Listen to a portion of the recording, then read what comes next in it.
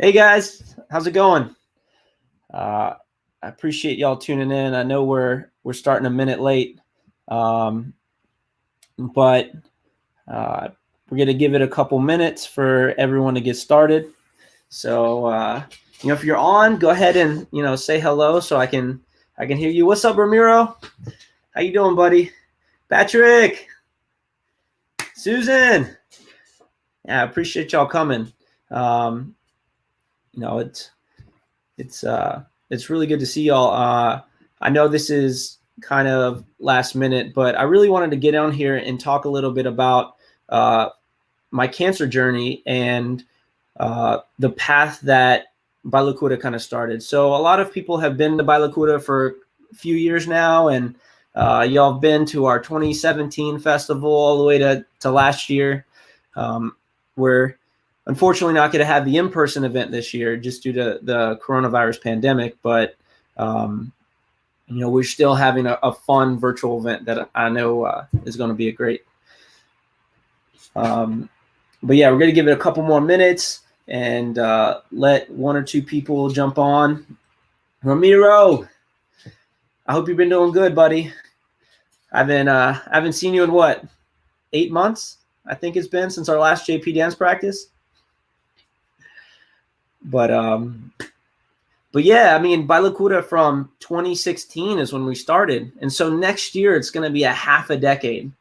And lately, I've been really pensive and thinking about the journey over the past 5 years, and there's a couple things that I just wanted to share with the community, whether you're watching this live or whether you're going to watch it afterwards.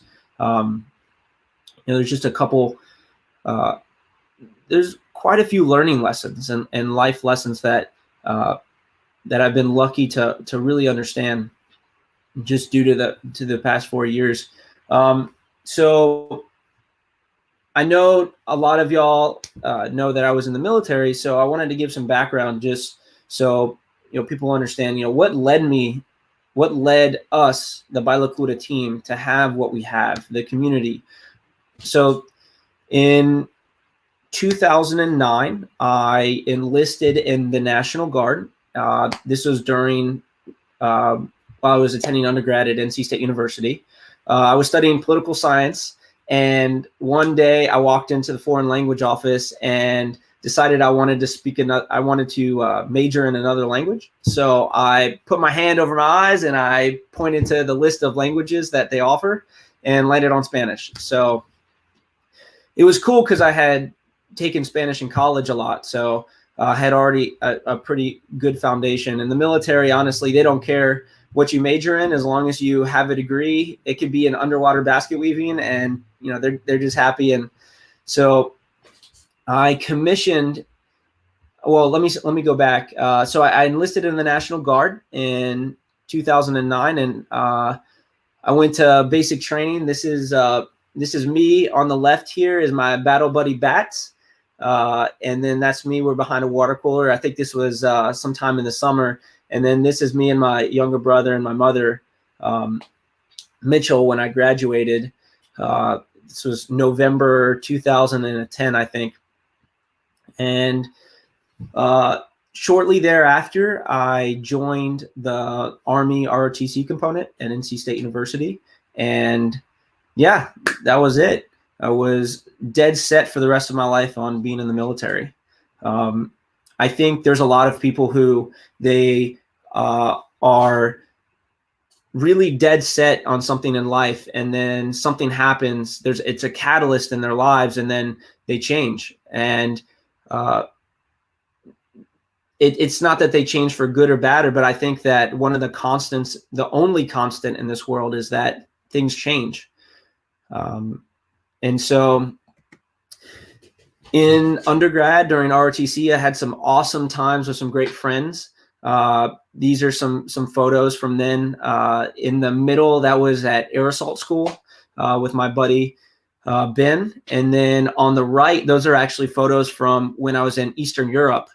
We went to do cultural awareness training with the Moldovan military. So if anybody knows where that country is on the map, then you are awesome.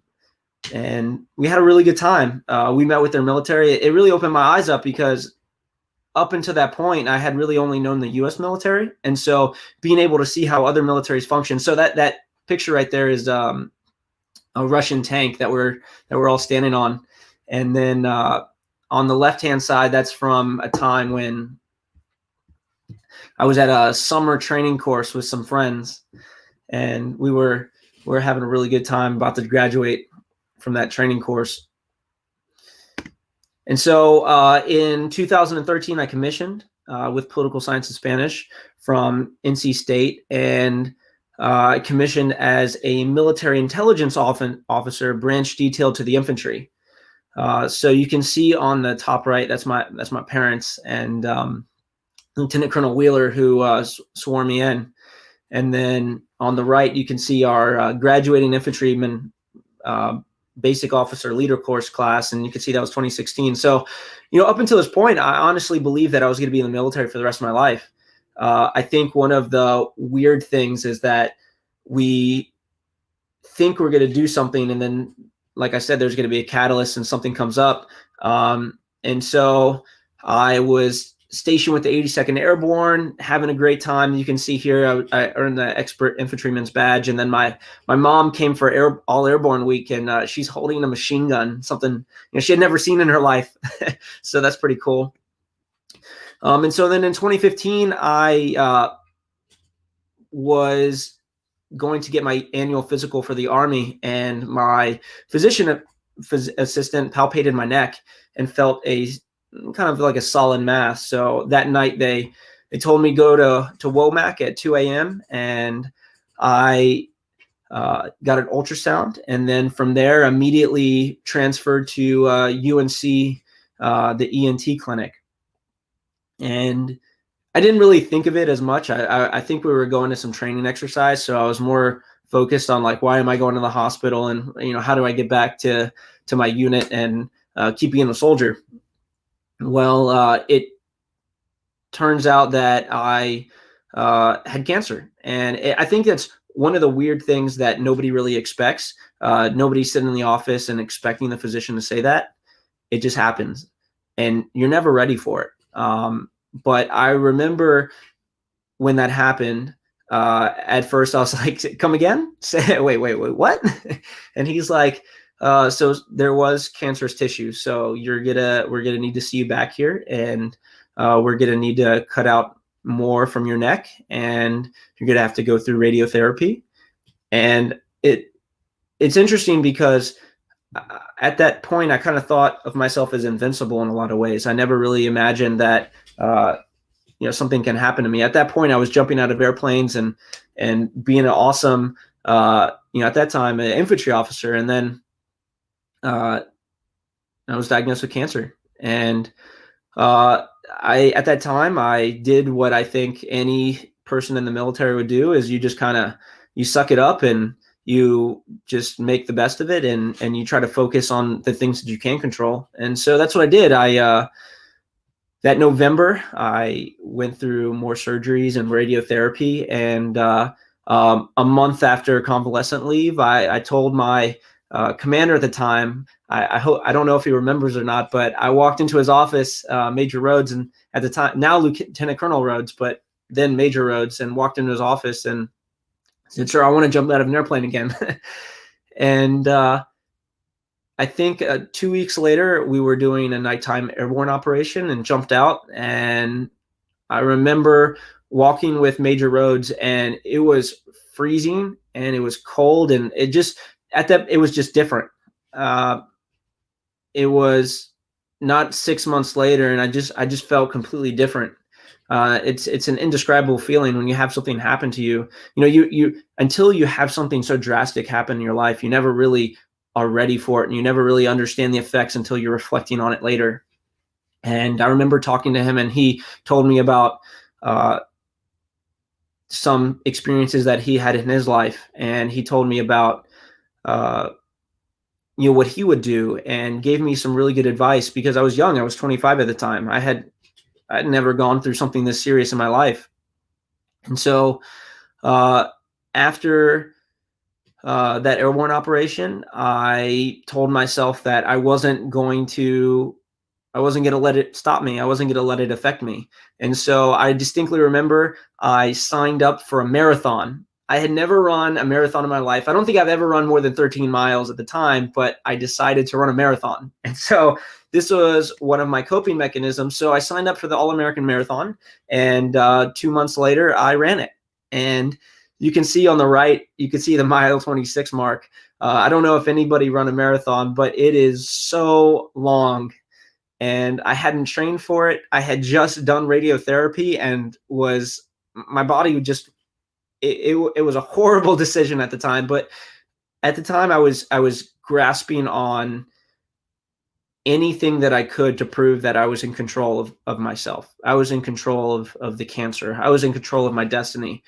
And I hadn't yet accepted the fact that my life had forever changed.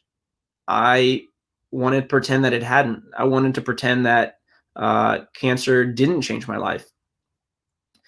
And so I continued doing that until the cancer came back, and I had more surgeries, and then was later medically discharged. And so in 2017, I was medically discharged from the Army. You can see on the left, that's my parents.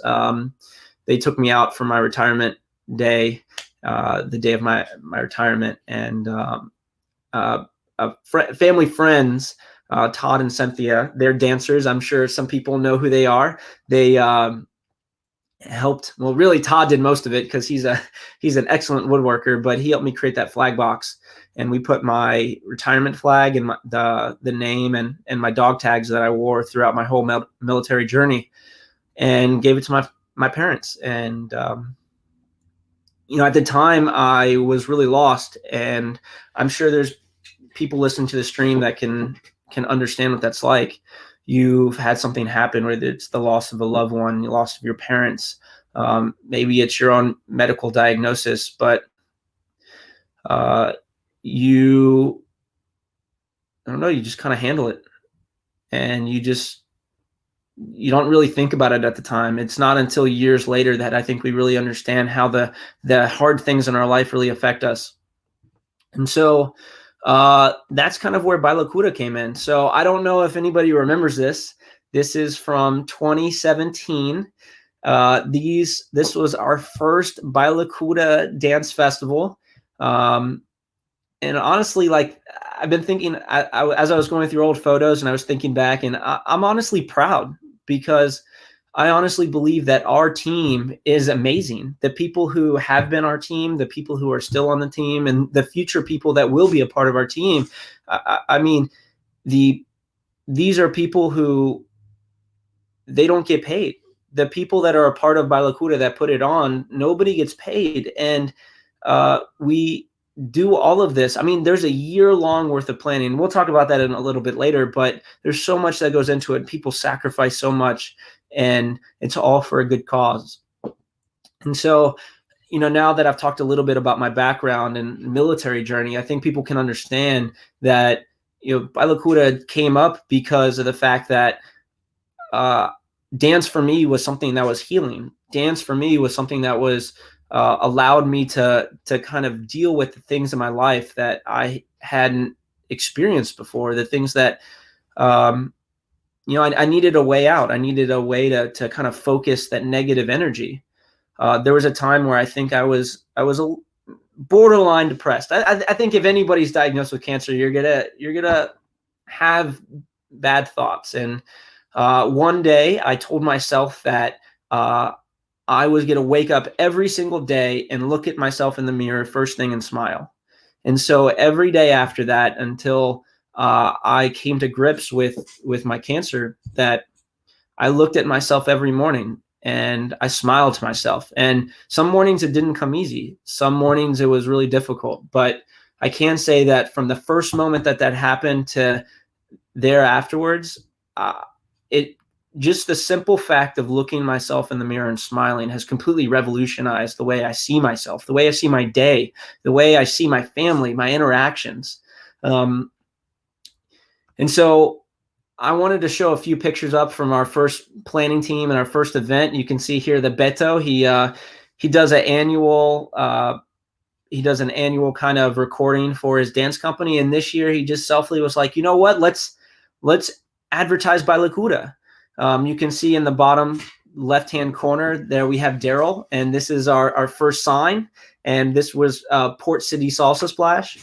And you can see in the middle and the top right where we had our first kind of walkthrough meeting of our first BailaCura event, and Jenny on the right-hand corner with our backdrop. And you can see in the top middle some of the artists from our first event. I mean, these are people that are dancers, and when you're a part of the dance community, I think you can understand it's weird because there's a connection you have with somebody on the dance floor that is really hard to replicate elsewhere.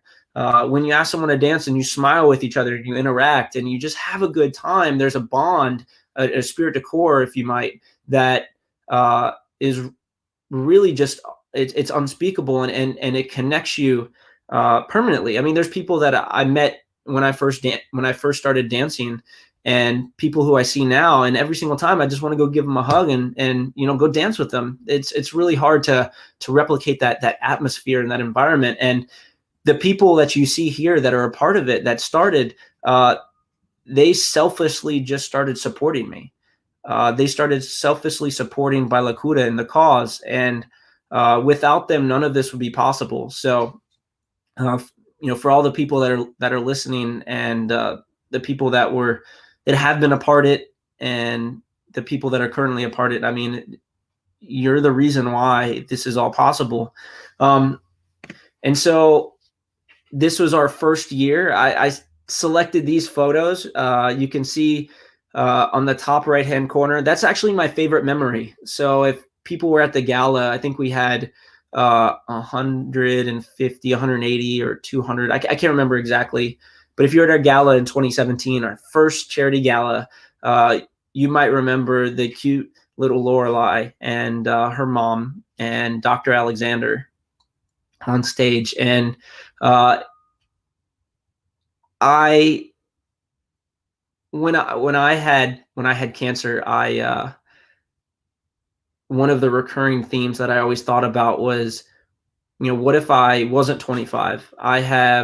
At that time, I had already lived a great life. I was 25 years old. I had jumped out of airplanes. I had done so much. I had, been out on a first date. I'd fallen in love, all the things that I think humans should be able to do. And here's young little Lorelei, and she was fighting to be able to have those opportunities. And just listening to her tell and describe what cancer is like from a child, and Dr. Alexander, what it's like as a physician treating her and supporting the family, it just really resonated with me. I absolutely love that. I absolutely love the fact that there are people that are willing to step up and say, hey, I want to fight for these kids to make sure that they have the opportunity to grow and live an amazing life.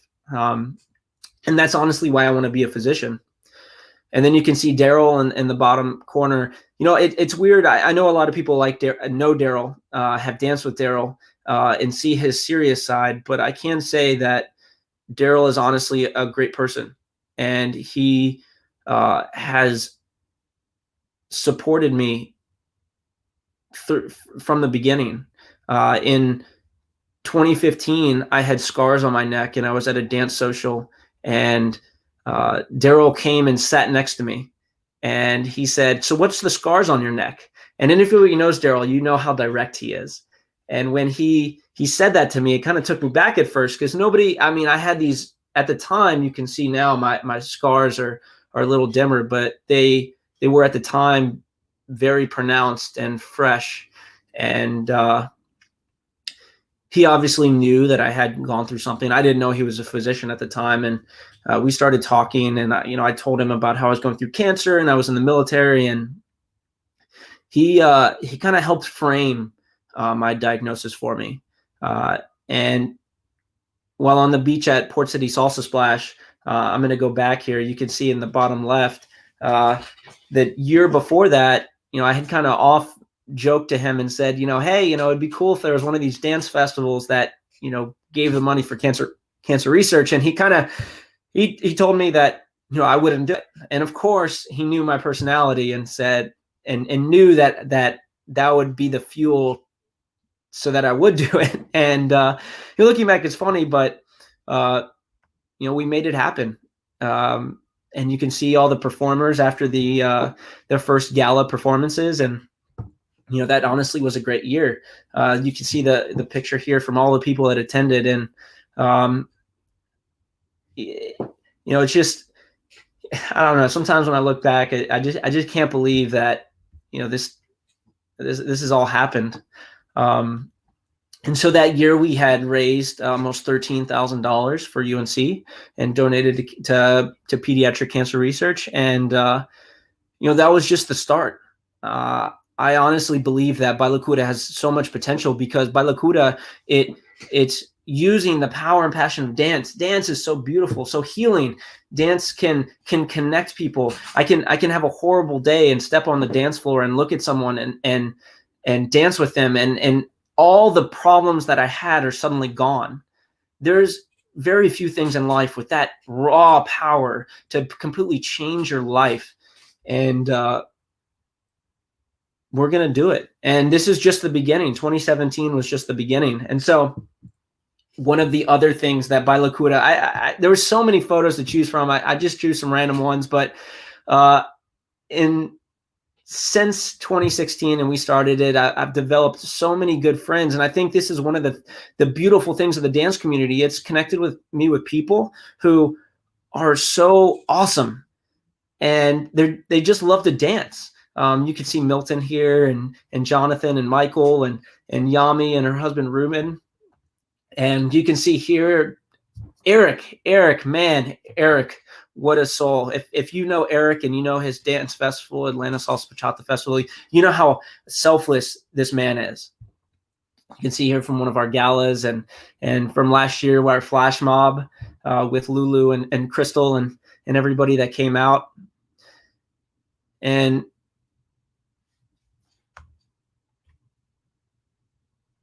I don't know, I'm looking at these photos, and it's really amazing to see the connections and the passion that, I mean, it's just, I don't know, it's just beautiful. And these are pictures from just a few of the pictures from some of the team members, from the board members. And the one on the left, that's from 2018, and the one on the right is 2019. And I don't know, these people are amazing, absolutely amazing. This is from last year. If you know Beto, then you know how much of an integral part of the dance community he is. And we gave him our first annual award, thanking him for his dedication to dance, to the North Carolina dance community and beyond, and just being a selfless human. If you've gone to his dance socials, he makes sure that everyone goes there. You dance with everybody. You say hi, and I don't know. It's such a great time. And this is from last year. Some of the donations that we made to St. Jude's and Ronald McDonald House and Leukemia Lymphoma Society. I'm gonna talk about this for a second because I want to make something clear.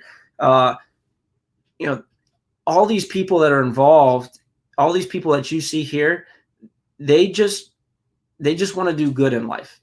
And one of the things that I find really fascinating about the dance community is the majority of people that are in it are just good people. They want to dance, they want to smile, they want to have fun. If it's a good cause, they'll be a part of it, and they want to just help others. And I'm really thankful for the fact that BailaCura has become such an integral part in the dance community, because of the fact that we can connect dancers who are awesome people with something that I think we can all agree that no child should die from cancer, and that every child should have the ability to be able to live and grow up, be an adult, and fall in love with all the mysteries of life. And so I know people know St. Jude's and probably the Leukemia Lymphoma Society, but I'm going to talk a little bit about the Ronald McDonald House, because when we first went there, we donated because we had heard about them, but they gave us a tour and we walked around. And I don't know if anybody's ever been there, but the Ronald McDonald House is amazing. It's one of, I think it captures the essence of humanity, because the Ronald McDonald House, they provide essentially rooms for children and their families. So when a child is diagnosed with cancer and they're going through treatment, the treatment, a lot of people think that, or not that they think, but they forget that it's not that you get diagnosed and that's it. It's a journey. It's a cancer journey. Sometimes you go through treatment for years, and the Ronald McDonald House provides the opportunity so that way families and their parents can be with the child going through treatment. Let's say you live in Tennessee or Texas or wherever, and you get diagnosed and you get sent to North Carolina for treatment, because we have some amazing facilities here like UNC and Duke, and you go and the child is there. Well, what about the families? They live in another state. Well, that's where the Ronald McDonald House comes in, and they provide rooms and a family essence. They do all sorts of activities. When it's the holidays, they'll host Christmas trees and all sorts of, they'll give presents. One of the things that I thought was really interesting is kids that are there for an extended period of time, they help connect them with teachers so they can stay up with school and not fall behind. And it's instances like this is where BailaCura kind of connects. We connect the dance community with this caring for patients and expanding research opportunities and helping the research community find novel treatments, so that way kids that might have rare cancers now have a fighting chance. And so, I just wanted to talk about all this because, it's important. I think it's really easy to forget sometimes why we do the things that we do. And even now, just looking back, I created this slide and just looking back, it reminds me of why we do anything in life. We're alive now. One day we're gonna die. That's just the reality of it. And so knowing that ahead of time, I feel that every gift, especially because I feel, because of my own cancer journey, that I've been giving a second chance in life. I honestly believe that every moment now is a gift. And so I want to use every opportunity every day to give back, because people gave back to me. Physicians, nurses, the phlebotomists, the people who brought me food, they saved my life. All of those people have worked hard in their lives to be able to, so that way I can live.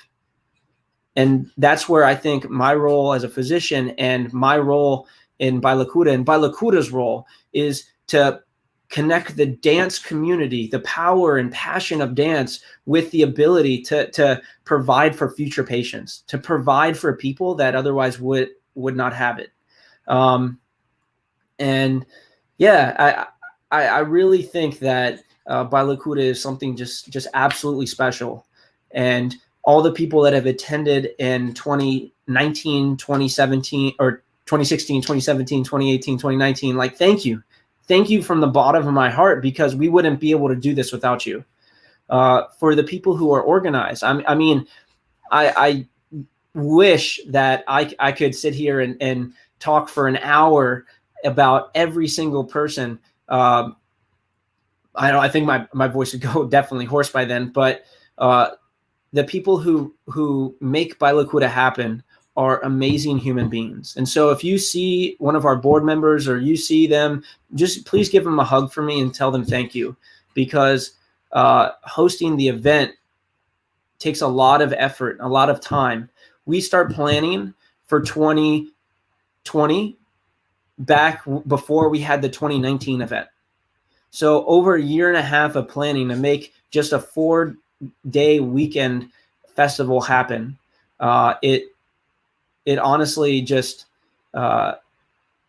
it doesn't come easy. There's some days where it's really challenging, but please, the people on the BailaCura team, past and present, please just tell them thank you from me.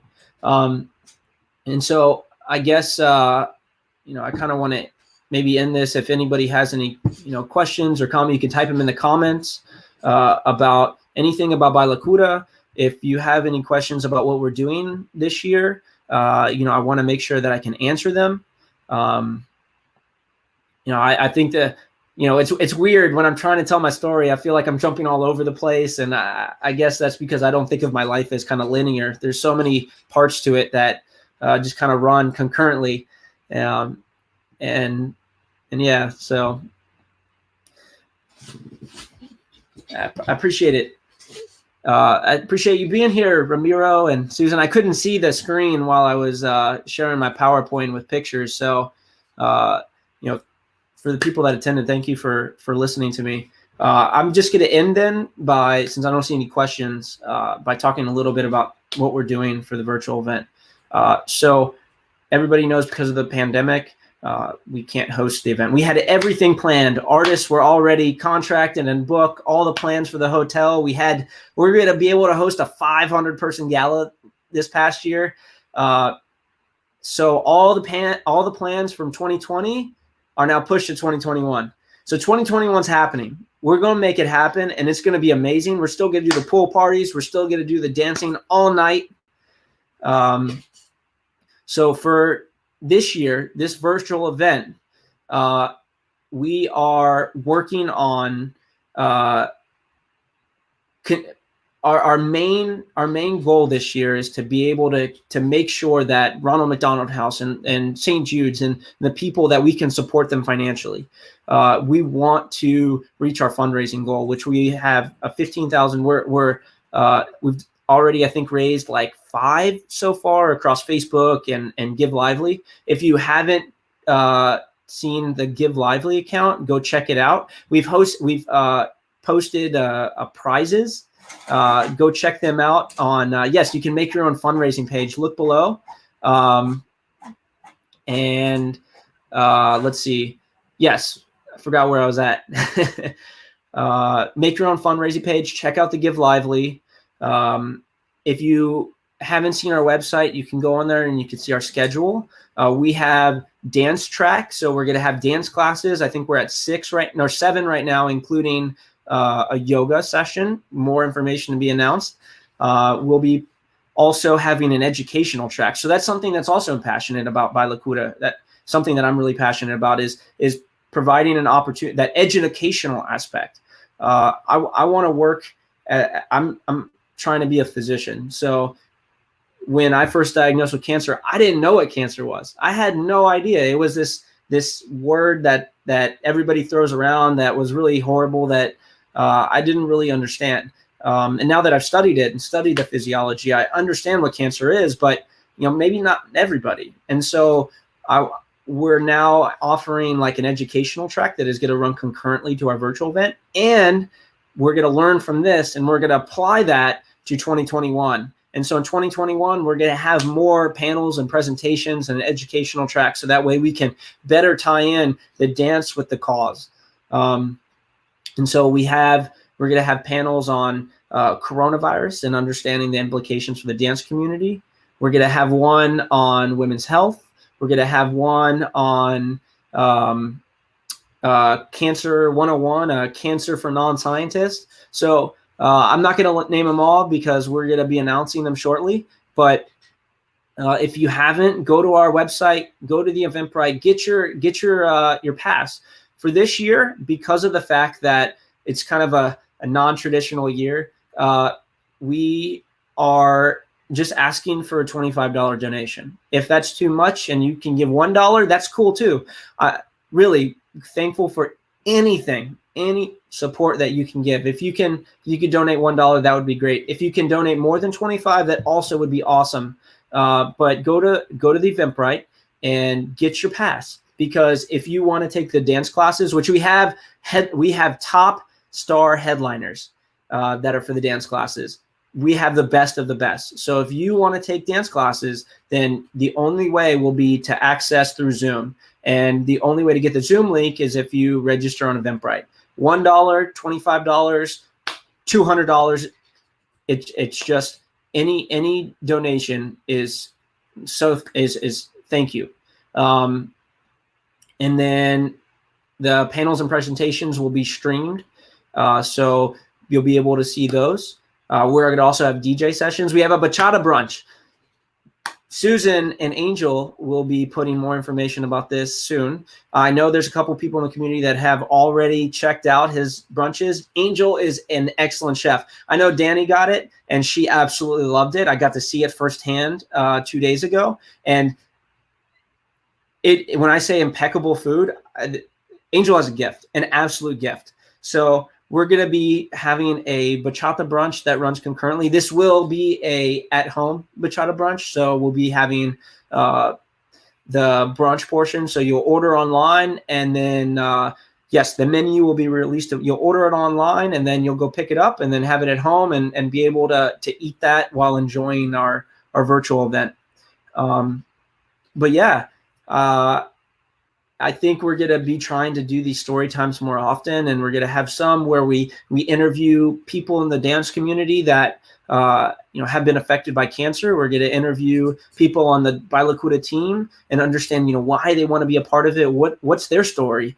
We're going to interview dance instructors and people within the dance community. We also want to get people that are just dancers. So if you have an interesting story, you're a physician or a nurse, or you work in the healthcare community and you want to share your story about a cancer, or it could be not related to cancer too. So let's say you just want to share your story, please reach out to us, contact us, go to our Facebook page. You can contact us at info@bailacura.org.